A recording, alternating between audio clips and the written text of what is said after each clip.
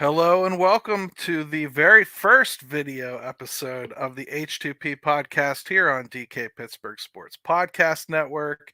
I'm your host, Gary Morgan. You probably know me from somewhere else, but with me, as always, is my co host, good friend, and the beat writer for Pitt Athletics over at DK Pittsburgh Sports, Corey Crisson. How are you? Show everybody your beautiful face and say hello.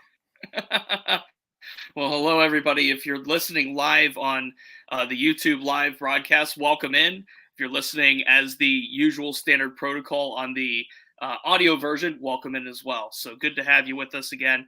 And I'm in the makeshift bedroom/studio. I'm up visiting my parents. So this is not the ideal setup for me, but, we'll make it work this week. And another good week in Pitt Athletics. I mean, we're kind of in the, I guess you could call it off-season mode, even though there's really no off-season. But, right now with Pro Day wrapping up, the NCAA tournament, we have a national championship game to talk about. So there's still a lot going on in the world of at least college athletics. But right now, things with Pitt, we got spring sports season happening, of course, and, wrapping up some basketball housekeeping, and obviously football's back in swing with the spring game just a couple of weeks away. Right. So hey, if you're following along with us here live, go ahead, pop some questions in. We'll happily answer them. Talk any subject that you find interesting. But until that happens, we're going to start off with something I find fascinating, Corey, because Pitt's Pro Day was a pretty big deal. We talked about it a little bit, previewed it a little bit last week. This week, it's maybe time to talk a little bit about what we actually saw there, right? I mean, you got to stand there and watch these guys do everything that was done at the combine, basically. They had a shot to do it over in some cases, or for the first time if they chose to not go to the combine. So, what did you see? I mean, I heard good things about Kalijah Cansey and real good things about Abanikanda as well. The two standouts were Kalijah Cansey and Israel Abanikanda. If you've watched those two play football at any point in their careers, especially this season, you're not surprised as to why. I mean, Kalijah is an athletic freak for a defensive tackle. We know this. We know he's quick. We know how good he is. But when it comes to Israel Abanikanda, he sustained a hamstring injury. He didn't go to the NFL Combine because of it. And this was really his one shot to get in front of scouts, to get in front of important NFL people, and to put something in front of their eyes. Other than, obviously, the tape was impressive, right? I mean, there's no questioning what Izzy was able to do last year. He won the ACC rushing title. And when you look at, his body of work last season versus his measurements and his tape and everything, he stands out in a certain way. And I tried to, find the word or words to use for him. But I think do I say unique? Maybe. Because when I think of a 5'11", 217-pound running back, I don't look at guys that have that kind of speed. I clocked him at 4.31 to start on that first run on his 40. Or excuse me, 4.41. And then I clocked him at 4.31 on his second run. So he turned in two great 40 times, no matter how ever you want to look at it. And then 41-inch vertical, he got up there. Him and Servassier were impressive at the vertical jump. These drills can be... Servassier impressed himself, didn't he? Well, so there was, I forget what team it was. All 32 teams were there, and 4 CFL teams, by the way. So, Kalijah Cansey going to the Montreal Alouettes, don't roll it out. But there was a scout there who, on Voss's second vertical attempt, called him out for shuffling his feet. So they canceled the try. He got, I want to say he got 38, 39 on his first jump. And then his second jump, he got the 41. So Voss got that 41 on the second jump that just kind of turned around and did the Jordan shoulder shrug, because he's like, how dare they call me out? So he kind of took that one. But yeah, I mean, it was a good showcase for, if you want to consider winners of the whole thing. Obviously, Kalijah was a winner in it. He got all 32 teams to see him. He's likely going in the first round by this point. I think Izzy shot his stock up. I want to say Servassier shot his stock up. And I don't know if Voss shot his further than Israel might have. But I think what we saw with Servassier Dennis is yes, he might be a little undersized for a linebacker, but he showed some really good athletic ability, really good speed, really good just like the traits that you want to see from somebody that can step in and play either linebacker or special teams. And like what we've talked about with Servassier, like his knack to play special teams is so good. So he's an attractive commodity for any team, really. So all in all, a good day. Marcus Minor putting up 31 on the bench was really, really good. That was, I want to say it was fourth among combine guards. I could be wrong, but I'd have to double check. But 31 on the bench is impressive. And then, we got to see Deslin Alexander test out Gabe Hoyce, some of the guys that might be, practice squad, fringe, NFL guys, give their run at it. So we'll see where scouts value them. The one thing that I wanted to take away from it, too, was Brandon Hill didn't do too much at the pro day. And I'm curious as to why, because, if you don't do too much at pro day, then maybe he got some good advice from scouts beforehand, or maybe he got some bad advice for all we know.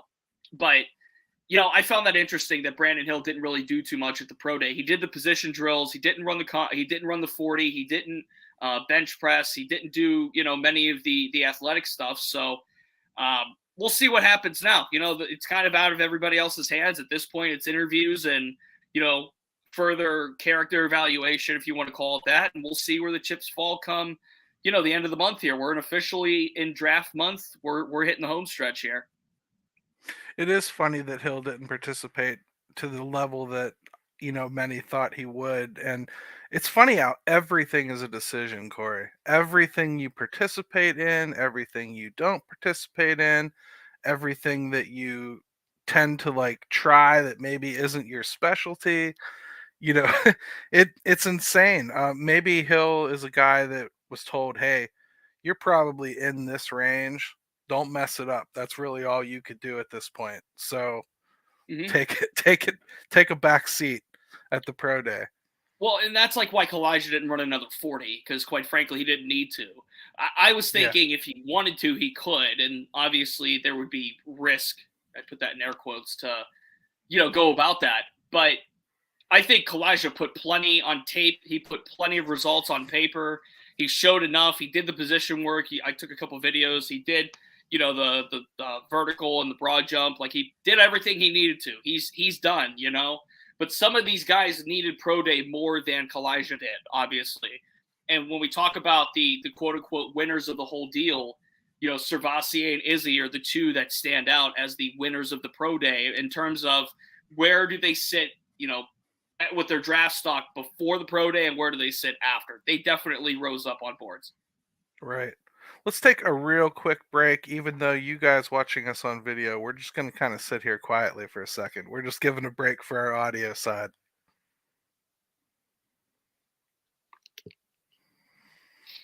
All right, and we're back. Corey, I think the next logical thing to talk about is really where we think these guys could go. You talked about Cansey potentially being in the first round. I thought, going into the offseason, that might have been a stretch for him. But it really looks like he's getting some interest. He's certainly getting his name popped into a lot of those mock drafts. Is he a first rounder to you? Is that a lock? Is anything a lock anymore? No, but we can't. We have opinions. It's a show about opinions, man.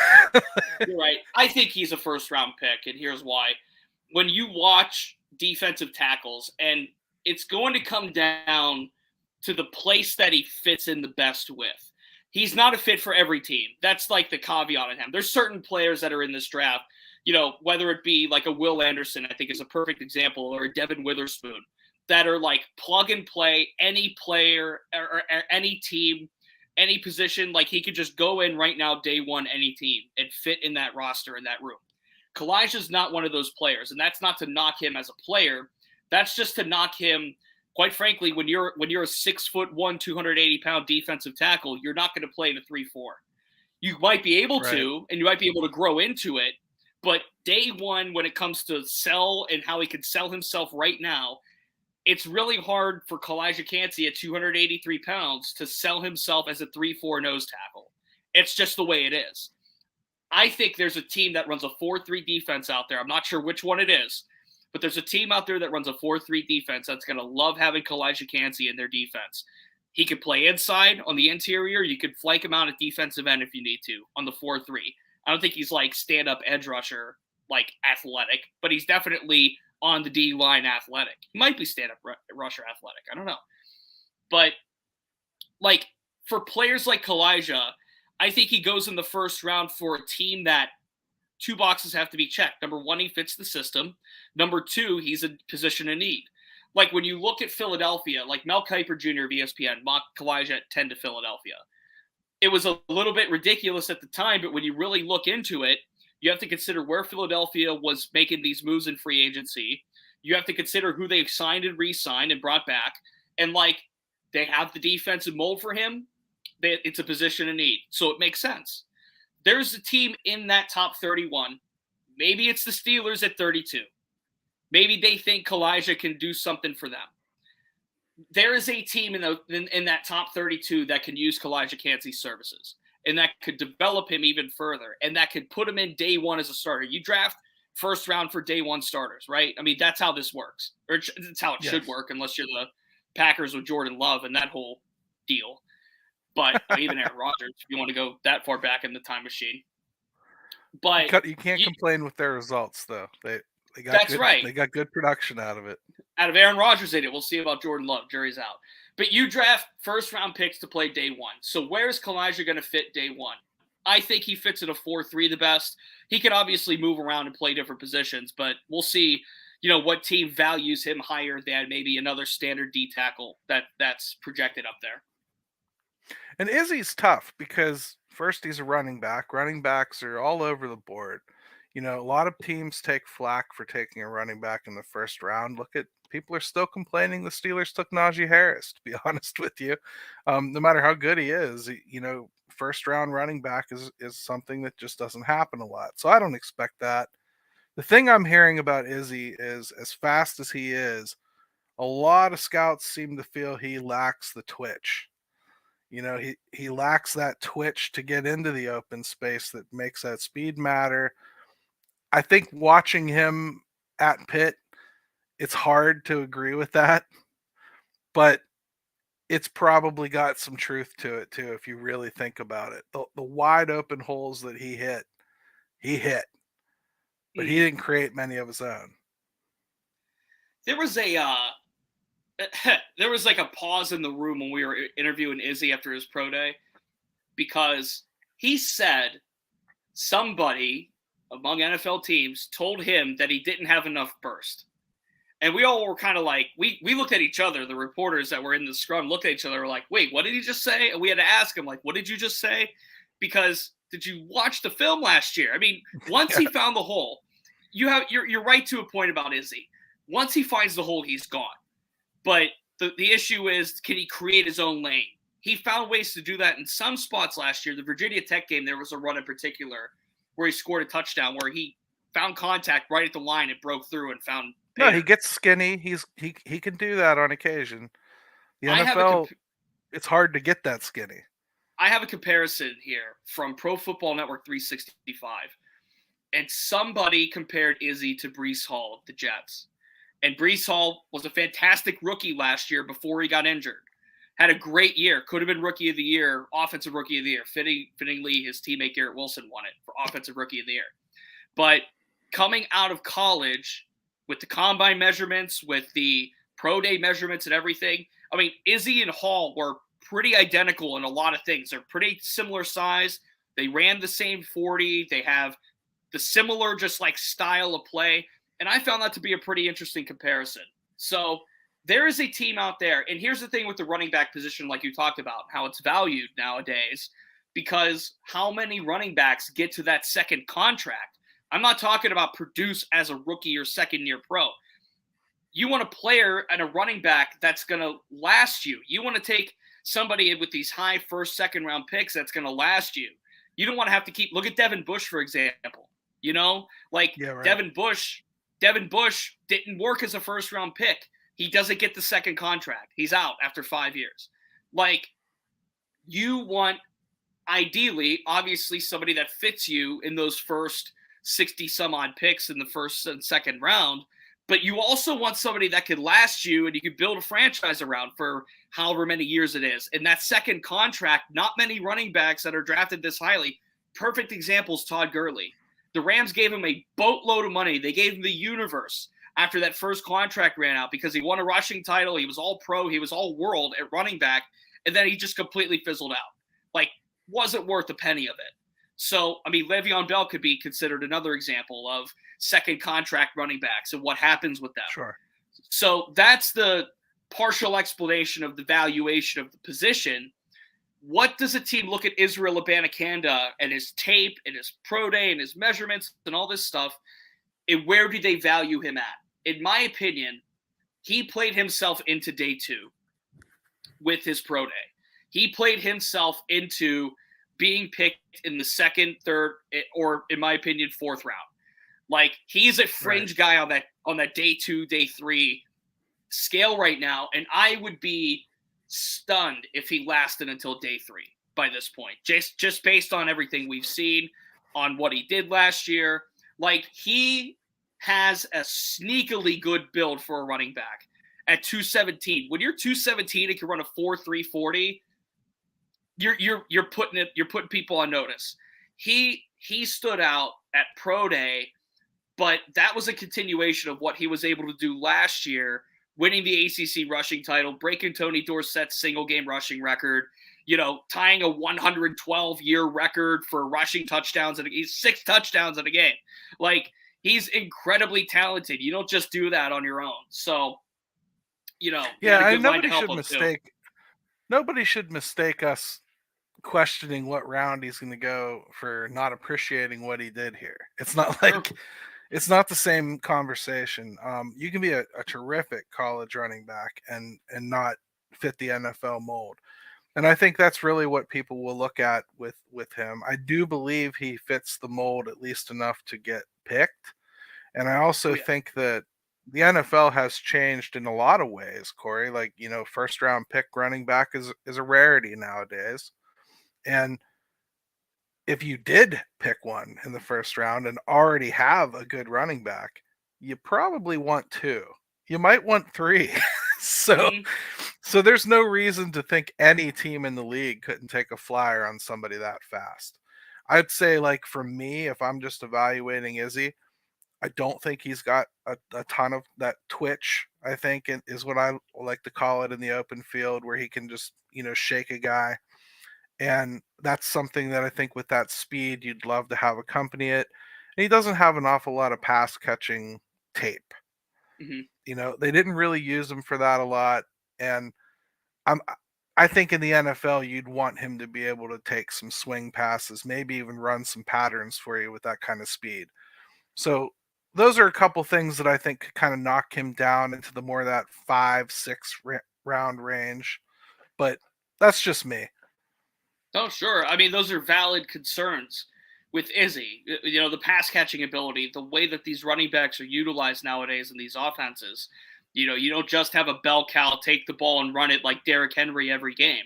You have more offenses than not in the NFL now that are sending these guys out on routes and that are reliably getting running backs 40 receptions, 50 receptions, some way more than that per game and per season. And then per game, it's like, there are running backs that'll get, a handful of targets, just not even from checkdowns. I mean, those are designed running backs, swing patterns, screen passes, whatever it may be. Does Izzy have enough on the tape from a pass game perspective to be able to consistently showcase that to scouts so scouts can say, hey, this guy can do it, on a consistent basis for us? And again, with the way the running back position is valued now, I mean, I think right now, as we sit here at the beginning of April, his best fit in the NFL is to back up. It's just to sit as a serviceable backup. I don't think there's a starting role out there for him right now, and that's not a bad thing. So if he goes to a team like, let's say it's a Houston, for example, they got Dameon Pierce. Like, they have a deep running back room now. Does he go to a to a team, I should say, where, like, he could be the second or third or like a third down running back type player and then maybe he develops into something a little bit more. Maybe he just gets an opportunity. I mean, right now We with just these saw it running play backs out in in the Dallas draft, this year. We just right, saw it play out in Dallas this year, and all right, of a sudden their bell cow has been replaced, yeah, realistically. yeah, So yeah, it can yeah. I mean, happen. and now who knows where he's going to go, and who knows what his future's like in the league. So Right. these running backs, you have to be careful in scouting them, and you pick the right one, and one can maybe stick. And like the Steelers, for example, Jaylen Warren, who knew, right? Like when he was coming out of Oklahoma State, who knew? But he's Right. he's a really darn good backup running back right now, and they didn't have to pay a lot to get him in terms of draft capital. I'll tell you what, Corey, that's a great recap of the pro day. Let's take a quick break again, come back, and let's talk a little bit about spring camp, at least as much as they let you see anyway, huh?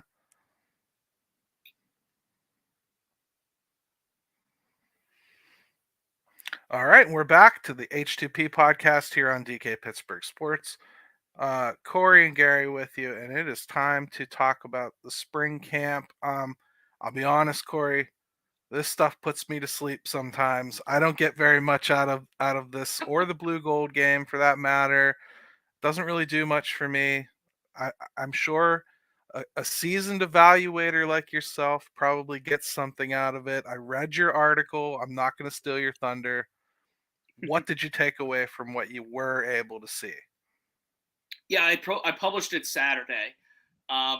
There were 4 players that just top of mind, seeing them practice, seeing them do drills, just football and shorts type stuff. I'm not saying these guys are going to be all ACC or all American players, but I singled out 4 for a reason, and we talked about the first one here is Nate Yarnell. We talked about him last week. And just Right. the zip that he's put on some passes. He was chosen to throw to Jared Wayne and Izzy. And Jared Wayne's another one we didn't really get into for pro day. He had a great pro day as well. And might have played himself into a draft slot on day 3. But anyway, Nate Yarnell. He threw to Jared Wayne, threw to Izzy, threw to the DBs during pro day, during the position drills. He obviously is the only quarterback near the top of the depth chart. We can look at the walk-ons and say whatever you need. But he's the only quarterback among the top 4 between Phil Dracovic, Christian Veillere, Ty Diefenbach, and himself that were actually in this offense last year. This is his second year in the Cignetti offense. So how much more comfortable is he with things? Where do Pat Narduzzi and Frank Cignetti see him fitting in between this year and what the plans are for the future? Because like we talked about last week, this is Phil's team this year. If he doesn't start, chaos. Christian, they didn't bring him in for nothing. Like, they love Christian. They love his profile as a future quarterback of this team. They bring in Ty Diefenbach, and that's a passion project for Frank Cignetti as a true freshman this year. Where does Nate Yarnell fit into the equation? He stood out to me just with some of the throws that he's made this spring. And I mean, just absolute fastballs and really good accuracy is what I've seen from him. The second guy I wrote about was Brandon. Before we go off listing all 4 of them, let's stick with quarterback for a second. Yeah, sure. At some point, Pitt would do well to develop one internally, right? I mean, this is a couple years in a row now where we've gone out to the transfer portal and brought in, a senior to start. I get that. I understand that entirely. But Nate Yarnell or Christian Veillere could be that guy that actually turns into the Kenny Pickett that plays 3-4 years, right? I mean, there is a benefit to doing that. Do you see that stopping after this year, or do you think we're still going to the transfer portal? Just given the sheer fact that both Nate Yarnell, Christian Veillere are redshirt sophomores, and that Diefenbach's a true freshman this year, I don't see any reason to do that. Like, the only thing I would see Narduzzi and Cignetti going back into the portal for would be a depth piece to help fill the room out. They have 7 quarterbacks on the spring roster. 3 of them are walk-on or, no disrespect intended, but just not anywhere in the picture. They're just not in the picture. So right now it's Phil's team in 23. 24, I would think the competition opens back up. Like, on the surface level. They'll say right now a competition's there. It's not. It just isn't. Sure. But next year I would wager that you could make a case for either of Christian or Nate or even Ty if they feel that highly about him. And I know how much Frank Cignetti loves Ty Diefenbach as a quarterback. Like, you can make the case for next year, but then you still have three quarterbacks that are like shoved at the top of the depth chart. Here's the beauty of the whole situation. Given how much time Narduzzi and Cignetti have with these other three quarterbacks, they don't need to go back in for a portal quarterback for a while. Right. Unless like Yarnell or one of the three transfers. So that's the only case I would see where they would have to go back into the portal for a quarterback.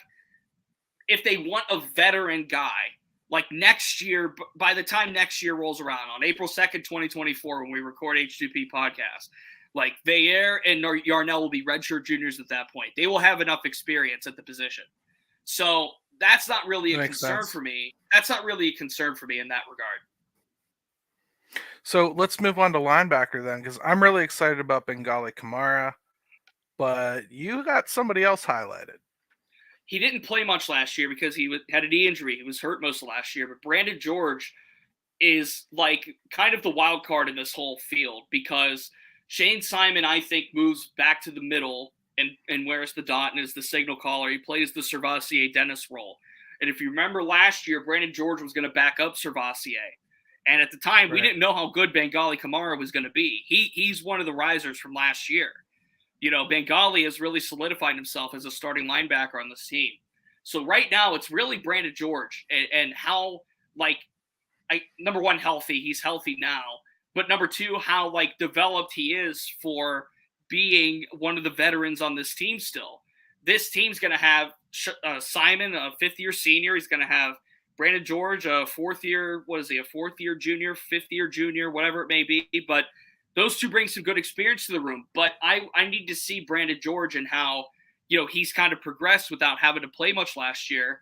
And just throughout camp, he seems like he's in a good mood. He's helping Bengali out. He's kind of been one of the leaders of the defense. So he's one of the guys that stood out to me for that. And then I wrote about Javon McIntyre before, and I wrote about him again just as one of those guys that, it's his time at safety. We talked about him last week. And then Day Reynolds at wide receiver. I said it in the story. I want my number one receivers to look like number one receivers.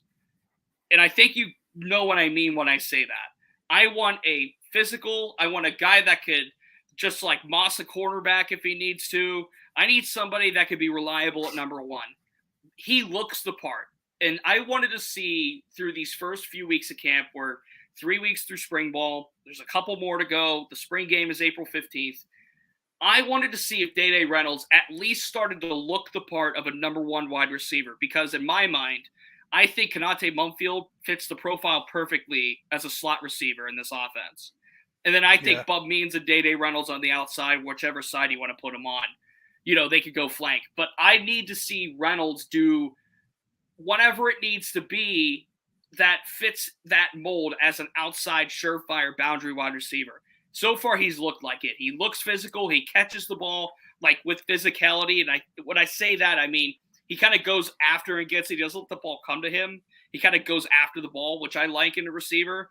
I think that he took some good lessons from Florida last year, and we haven't really been able to talk to him quite yet. But I think he took some good lessons from Florida. He had some playing experience and a really good offense. And, he's looked pretty polished so far for a receiver that's coming in and is kind of new to this whole situation. So good reports coming out for him so far. Right. And I feel like we've had about a 3-month love affair with Heather Lake's job that she's been doing. But we should touch on the fact that she just won the NACDA award, top athletic director. Obviously, the kudos are well deserved. She's done great. I don't want to repeat everything we've mentioned week after week here, but all that stuff is why she won this award. And the last thing I wanted to get your take on this week was really Pitt's 2024 recruiting class being near the top. It's not something we've heard here very often. We usually hear we're somewhere in the middle or, bottom third or what. And Narduzzi tends to target 3 stars and lower. So how did they get to this point?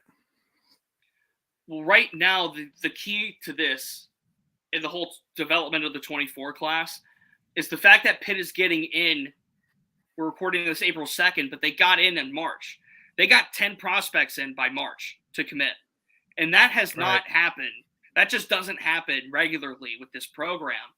So that has something to do with it. But you look at some of the recruits that they've brought in, the two, in my opinion, that are just like really home run gets are Francis Brew and then Jasir Whittington on the defensive line. Like, the success that Narduzzi has had developing defensive linemen and sending them to the NFL, same with defensive backs like we've talked about. Like, I believe it's 5-5, even split, offense and defense. But all of these kids are 3 stars, and there's a couple fringe 4 stars on there that they've gotten.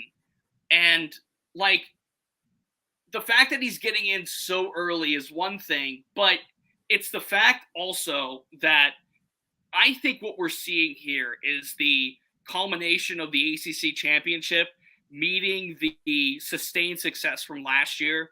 And players are seeing this, and they're seeing, DeMar Hamlin and Jordan Whitehead and Damari Mathis have success in the NFL. They're seeing Kenny Pickett now have success. They see Jordan Addison, who came in and won a Biletnikoff.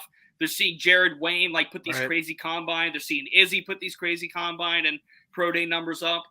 They're seeing what is actually happening here. And we talked about this in brief before.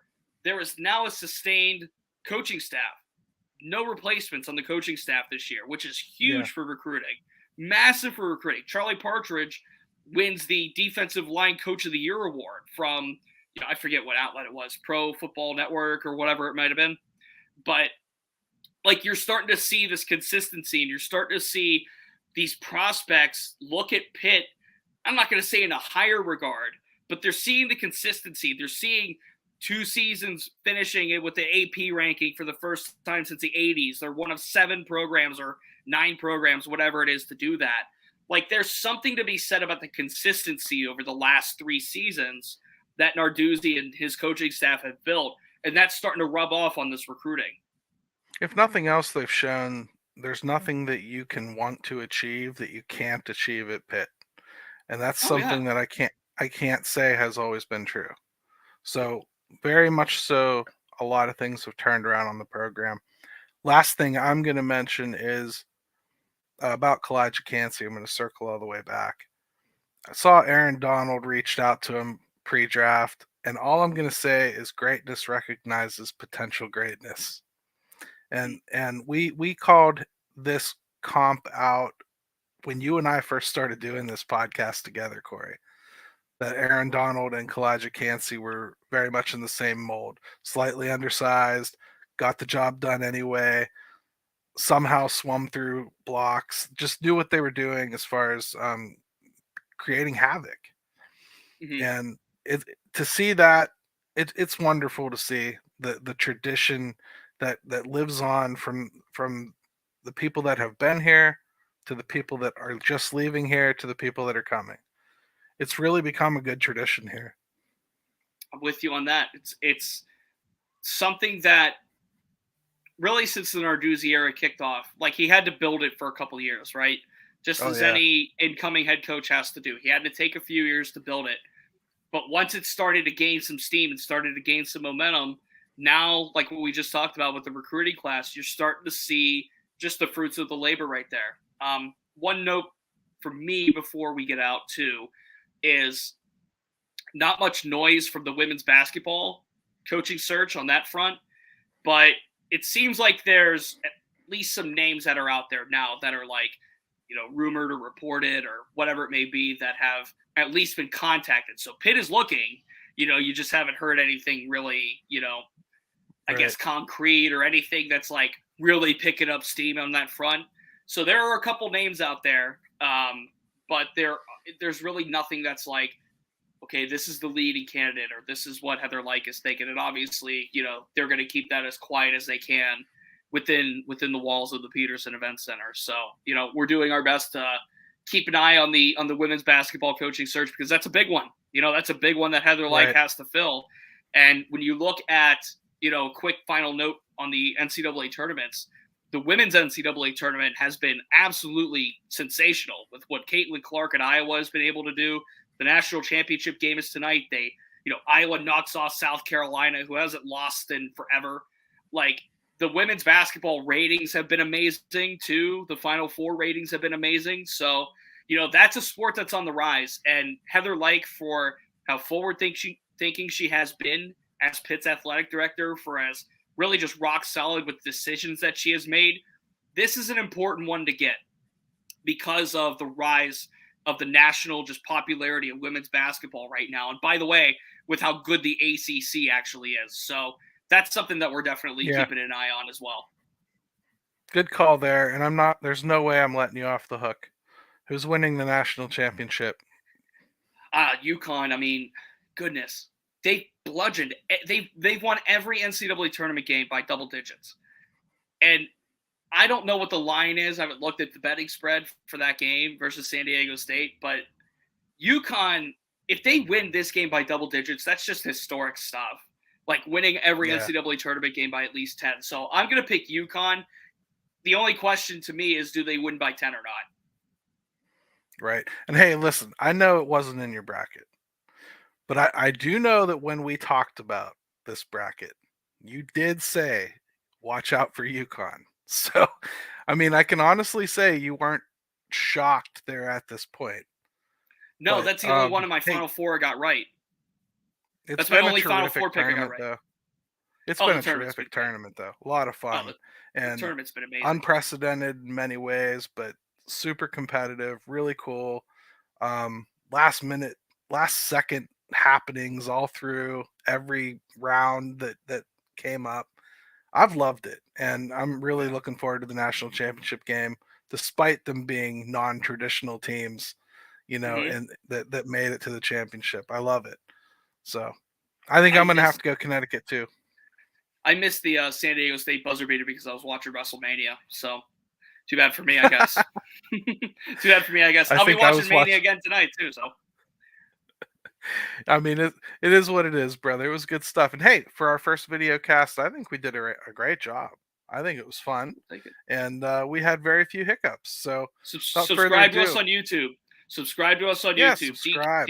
DK Pittsburgh Sports Pit. Subscribe to us on YouTube. We'll be doing these live on YouTube. We'll take questions live. We have the comment thread in front of us. So we'll do live show, I guess you could call it. And obviously it'll be available where podcasts are found on the playback. And it'll be on YouTube for playback too. So, check us out wherever those are found. The more you guys subscribe, the more crazy things they're going to ask Corey to add to his list of responsibilities, the more videos he'll have to make. You can force that to happen. Subscribe and make it a scene. I'll have to actually put together a professional setup. Right now I'm like in the old bedroom, like over my shoulder over here is the old Cavs bomber jacket that I have. Like, it's just a mess over here. So, but we'll make it work. Absolutely. Hey, without further ado, H2P.